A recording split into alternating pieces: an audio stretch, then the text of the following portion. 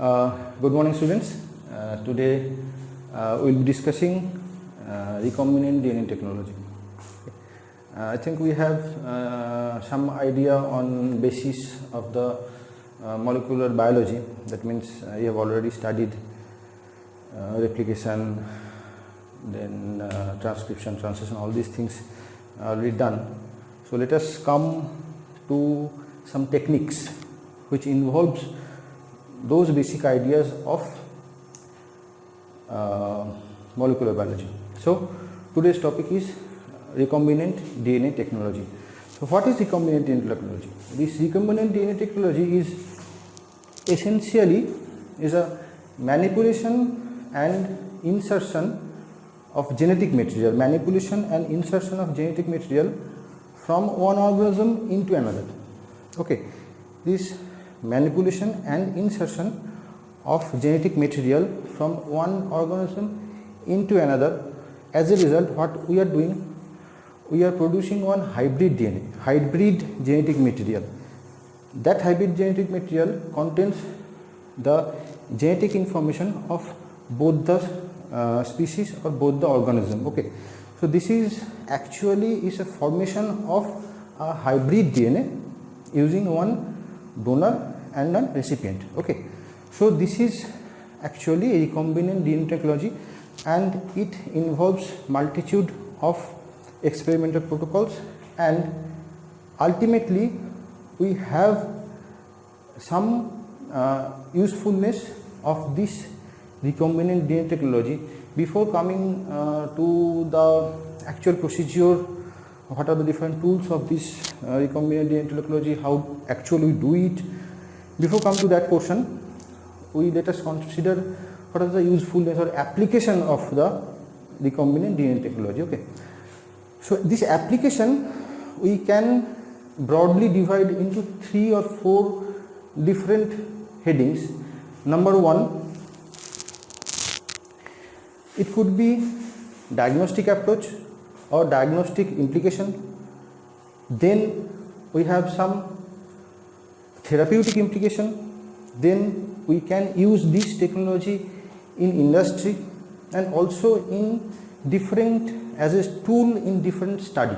Okay, so main 4 implications are there. Number 1 as diagnostic approach, then therapeutic approach, then industrial approach, and we have also some study tool. It can be used as a study tool. Okay, so let us consider first, that is the diagnostic material. We can use this recombinant DNA technology to diagnose various genetic abnormalities, mutations, both prenatal and postnatal phase of life. That means before born we can diagnose different genetic disorders or mutations in the womb, in the baby in the womb, and also postnatal life, in adult life, we can use this technology to diagnose different mutations or genetic disorders. Okay, after that, this is for diagnostic approach. Then there are different therapeutic application of this recombinant DNA technology. Therapeutic means what is the role of the gene? Ultimately, gene synthesize different proteins. From one gene we synthesize one particular protein. Okay, so this protein, we have different usefulness or application of the protein. Protein means it could be hormone, it could be different factors like blood clotting factor, clotting inhibitory factor, different interleukins, all these things. Okay, so we can synthesize artificially those proteins like hormones or all these things artificially using this genetic technology. Okay, another thing is that preventive approach means we can synthesize different vaccines. We can synthesize different vaccines using this recombinant DNA technology. So not only hormones to replace in hormone deficient patient, or application of different interleukins or interferons, growth hormones in the deficient patient, we can also synthesize different vaccines for application. Okay, so these are therapeutic application and diagnostic application. After that, we can use this genetic technology. What we are doing, we are synthesizing one hybrid DNA. We have already mentioned we are synthesizing one hybrid DNA. That means, say for example, paddy, rice. There are different varieties of wild paddy present in all over the world, but some of them are easily, the crop produced from the paddy could be, the amount could be high, but they are very much prone to different diseases.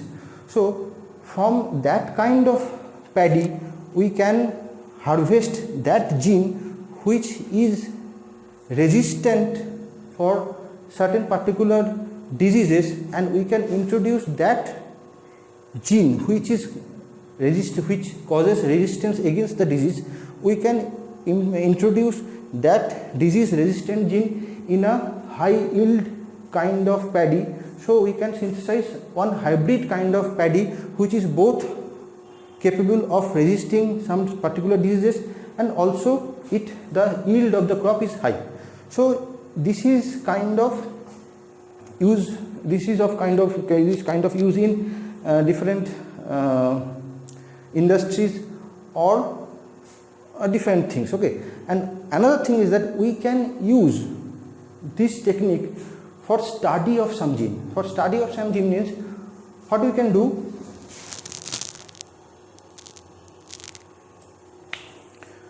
we can study of a gene only simply by inactivating the gene. Okay, we know the function of the gene, so if we inactivate the gene, then the function of the gene will be very much noticeable to us. So by inactivation of the gene we can study the function of the gene. Not only that, if we say for example the growth hormone producing gene of rat, we can introduce that gene by cutting from rat DNA, and we can introduce that growth hormone producing gene in one mouse, and ultimately what we see, that the growth of that particular mouse is very much abnormally high than the other mouse. Okay, so this is one kind of genetic engineering, right? So these are few aspects of the function, or if that not function, that is the implication of recombinant DNA technology. One thing I just forgot to tell you, that the therapeutic approach, there is something called as gene therapy. Okay, what is gene therapy?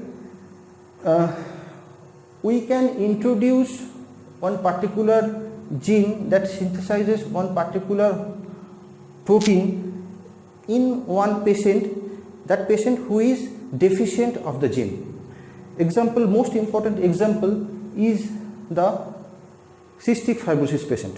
This cystic fibrosis patient, they lack one gene that is called as CFTR.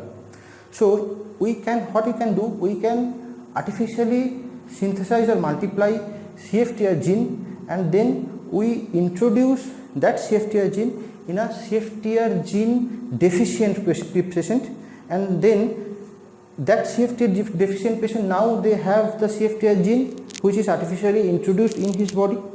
So now he will synthesize CFTR protein, and ultimately the cystic fibrosis disease will be the disease will be cured. Okay, this is one application. This is called as genetic gene therapy. Okay, right? So these are few applications of recombinant DNA technology. So that is all for the that is usefulness or application of genetic technology. Let us come to the procedure proper. What we do here is we have either we can use the gene directly, or what we can do, we can use the product of the gene. Okay, so either we can use the gene directly, or we can use the product of the gene. So what we are doing, we are taking the gene, then we are producing one hybrid gene, and we are now then multiply the gene, right? So from one part of the gene, or from part of DNA we are getting the gene, and ultimately we are multiplying it. And after multiplication we can either separate the gene itself for use, or we can use the gene as the synthetic purpose of the gene product, that is the protein. Okay, right? Now this multiplication of gene, it could be either cell based gene multiplication or enzyme based gene multiplication.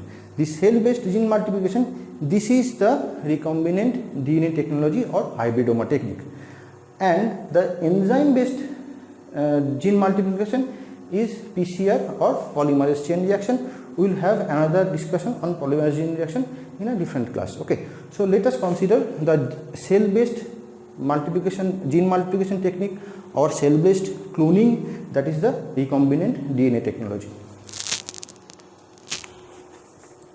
Right, here what we do, I have already told multiple times that we are taking the target gene or the gene of interest, that is called as the target gene. Okay, now we insert the target gene in one gene that can have the gene to form one hybrid gene. So the second gene, that is called as the replicon or vector. Okay, that is called as replicon or vector. That means we are taking the target gene, that is the gene of interest, and we are inserting that target gene or gene of interest in one replicon or the vector, and ultimately that hybrid gene that contains both the replicon and the target gene, we are inserting that hybrid gene in one vehicle, that is the host cell. Okay, what is host cell? Host cell can harbor the hybrid gene. Okay, now this replicon or the vector, it should have one very important property, that is called self-replication or auto-replication property. Okay, self-replication or auto-replication property is one important characteristic of the replicon or the vector. Okay, so we have the target gene, we have the replicon or the vector, we insert the target gene into the vector, then the hybrid gene is produced, hybrid genome is produced, and finally this hybrid genome, we insert this hybrid genome in our host cell for the multiplication. Okay, right? So this is actually what is being done.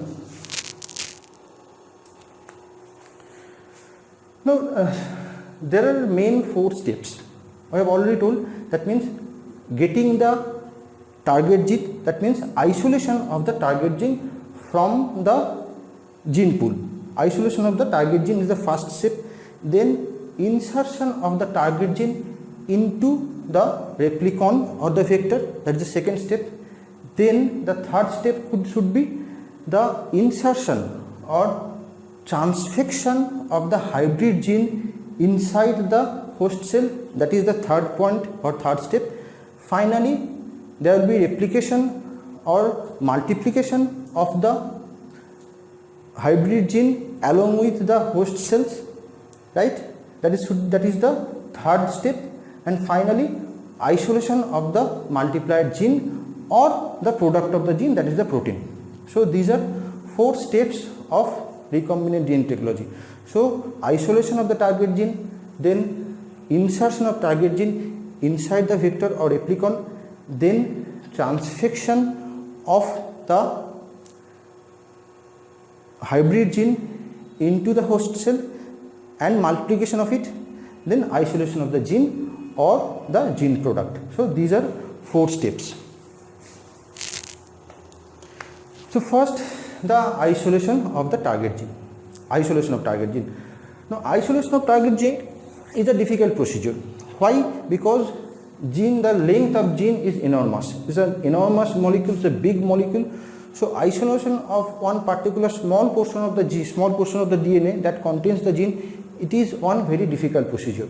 What we can do? We can just cut the whole DNA into different fragments. Okay, we can cut the whole DNA into different fragments, and then we insert all the fragments in different replicons of vectors and then we multiply it, and ultimately what we can do, we can select that growth that harbors our particular gene of interest. So we are blindly cutting the whole genome, then we are inserting each part of the genome into one specific vector, and after that we are multiplying it using the host cell, and we are taking out only that growth of the vector cells which contains the gene, right? This could be one kind of isolation of gene. Second isolation could be, we know that DNA synthesizes protein by synthesizing the mRNA. That means that is the central dogma of molecular biology. That means genetic information flows from DNA to mRNA, then from mRNA to the protein. Okay, so our molecule of interest is either the protein or the DNA, not the mRNA, right? But ultimately the protein that is important, and we can identify which mRNA is responsible for that particular protein. So we can isolate the mRNA of the particular protein or gene of interest.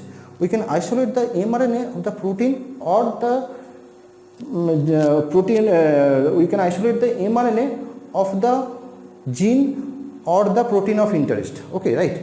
So after isolation of the particular protein or particular mRNA, what you can do, we can synthesize DNA from mRNA.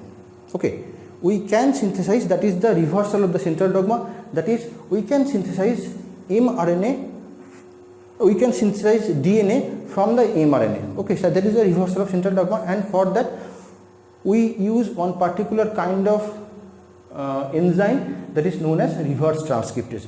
So after separation of the mRNA, we can synthesize DNA of that particular mRNA by using reverse transcriptase, and that particular DNA that should be complementary to the mRNA that is isolated. So that artificially synthesized DNA is called as complementary DNA or cDNA.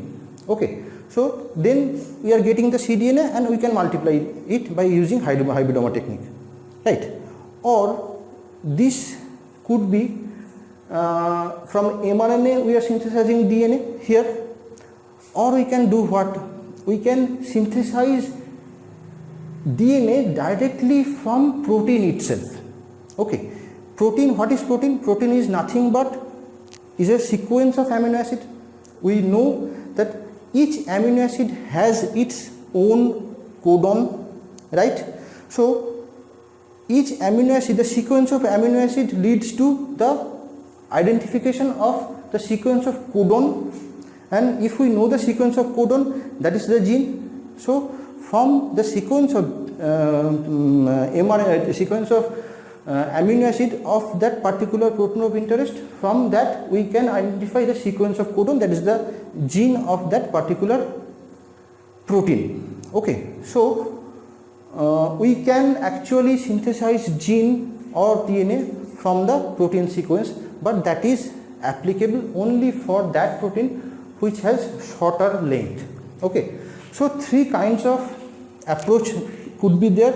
Number one, total fragmentation of DNA, then isolation of the DNA that has the gene of interest. This is called as shotgun technique. This is called as shotgun technique. What is shotgun? Actually, shotgun is nothing but is a gun which has enormous number of small pellets, and we are firing this gun hoping that one of the pellet will hit the soft point. Okay, right? Here also we are using the same thing. We are blindly cutting the whole DNA in hope that one of the different fragments of the DNA must contain the gene. Okay, so this is the shotgun technique. The next technique is called as reverse transcriptase technique, where we can synthesize cDNA or complementary DNA from the mRNA, or the third technique is chemical synthesis of the gene from the protein sequence itself, right? But the last synthetic technique, chemical synthesis of gene, it has a drawback because there is something called as degeneracy of the codon. Degeneracy of the codon means one particular amino acid could be synthesized, one particular amino acid could be synthesized by different codons. So from the amino acid sequence, actual codon sequence could not be the actual codon sequence which is there inside the cell. So this artificial DNA synthesis is to some extent error prone. Okay, so this is all for isolation of the DNA or isolation of the target DNA, target gene, right? Next is the introduction of the target DNA into the replicon or insertion of target DNA inside the vector.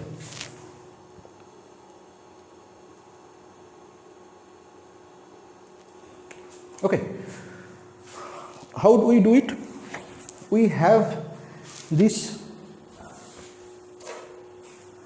here we have this foreign DNA, that is, here we have the target sequence of gene. This is one vector or replicon. Now we cut both this fragment of DNA and this plasmid using same restriction endonuclease. Here the example is EcoR1. Okay, so we are cutting both the foreign DNA and the plasmid DNA using same restriction endonuclease, and we know that this EcoR1 cuts the double-stranded DNA, producing two sticky ends in both the ends.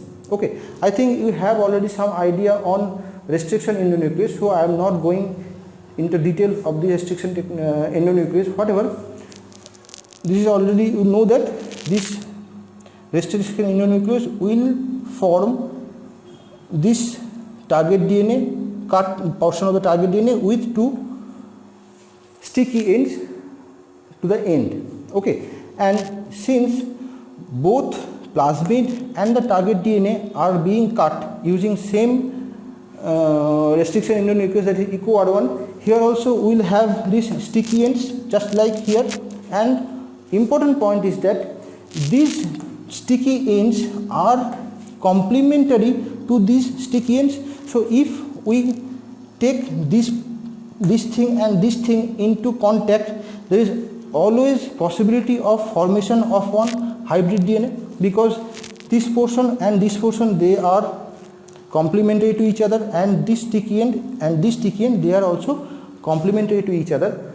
So there is always possibility of formation of this hybrid DNA which contains all the gene present in this plasmid along with the target DNA. So this is the recombinant DNA, or this is the hybrid DNA that we are going to synthesize, right? So again we are repeating it.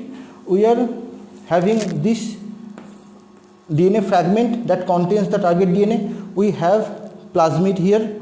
We are cutting both the foreign DNA and the plasmid using same restriction endonuclease, here EcoR1, and since both of them are being cut using same restriction endonuclease, there will be formation of sticky ends, and this sticky end and this sticky end, they are complementary to each other. So if we mix this and this, there is always chance of formation of one hybrid DNA. Okay, so this is how genes are inserted, that is, the target DNA is inserted into the replicon or the vector. Okay, so both the target DNA and the replicon are cut by same restriction endonuclease. replicon becomes a linear dsDNA. Replicon becomes a linear, this is one circular double stranded DNA, but this is one double stranded DNA which is not circular, but this is linear. Okay, but after insertion of this target DNA, it is again becoming one circular DNA. Okay, so both the target DNA and replicon are cut by same restriction in the nucleus. Replicon becomes a linear dsDNA in case of plasmid with stick ends which is complementary to the target DNA. Now annealing of the two DNA forms a circular chimeric or recombinant DNA, or that is the hybrid DNA with the target DNA or gene inserted in the replicon. Okay, this is how insertion of target DNA into the replicon is being done. Now commonly used vectors or replicons are plasmid, bacteriophage, cosmid, phagmid. There are others also, we will consider or we will discuss this later on.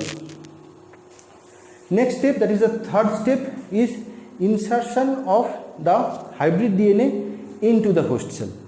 Insertion of the hybrid DNA into the host cell, this process is known as transfection.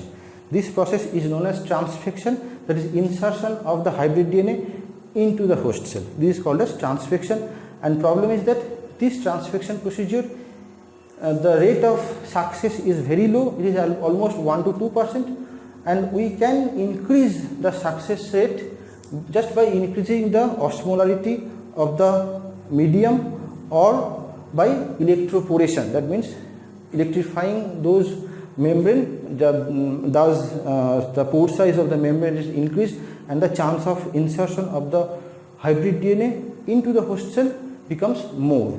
Okay, so this is called as transfection. Now following transfection, now there is one important question: how will we know that these cells are successfully transfected? Okay, this is done by something called as insertional inactivation. This is done by something called as insertional inactivation. Okay, so this is what happening. This is the formation of the recombinant DNA from target DNA and the plasmid. This is cutting off both of them using same EcoR1, and ultimately the hybrid DNA is forming, and this hybrid DNA is getting transfected into the E. coli, that is the host cell, and cloning or multiplication of this E. coli cell will have, each of them will have plasmid in it. So ultimately this foreign DNA, which this DNA of interest or gene of interest, is getting multiplied by this technique. Okay.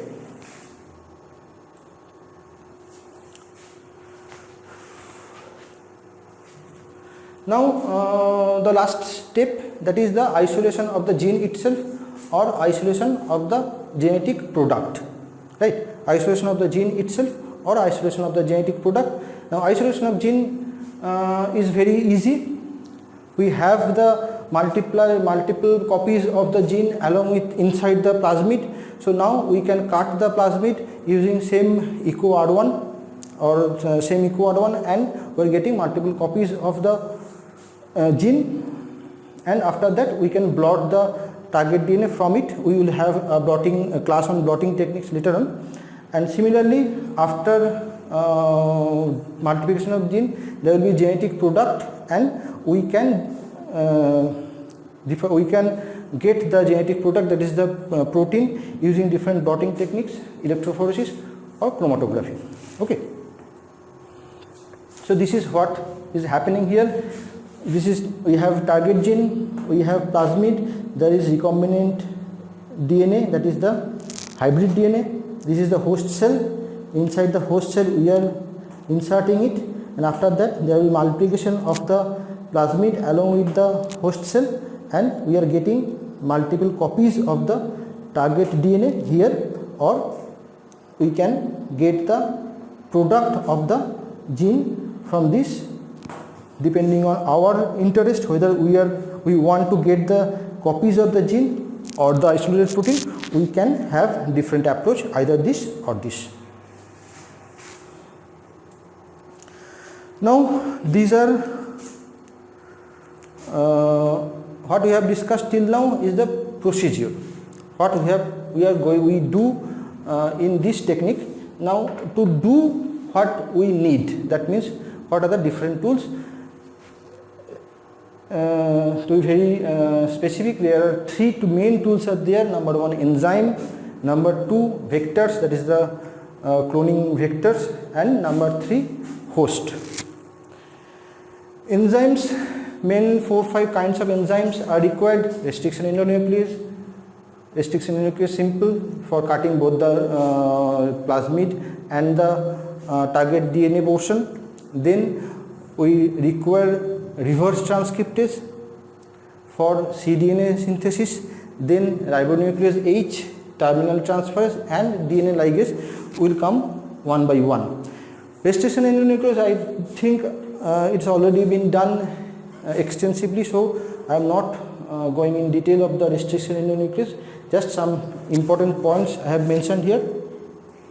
Reverse transcriptase also, it's simple. It encodes the genome of the RNA, encoded in the genome of the RNA containing retrovirus. All these things is already done. Ultimately, we use this reverse transcriptase for the synthesis of the cDNA or complementary DNA.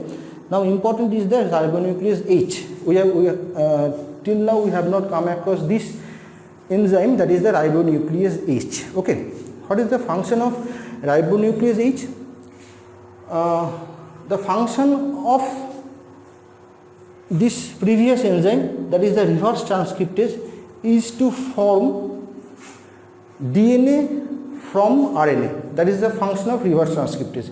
From RNA to DNA synthesis, that is the function of reverse transcriptase. Okay, so as a result of the function of reverse transcriptase, what we are doing, we are getting a hybrid of RNA and DNA.